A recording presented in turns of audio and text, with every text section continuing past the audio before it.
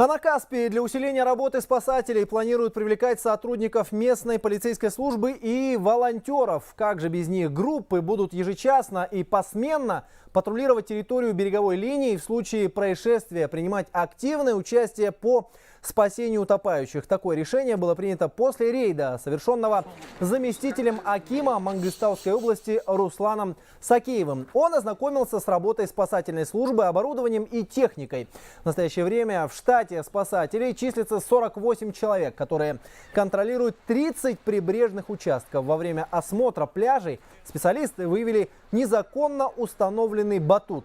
При порыве ветра он мог перевернуться и нанести вред здоровью отдыхающих. Кроме этого, было замечено отсутствие специальных табличек, предупреждающих горожан об опасности купания в определенных местах. С начала года на Каспии утонуло 5 человек. Предприниматели должны тоже, как и государство, обеспечить равномерно безопасность людей.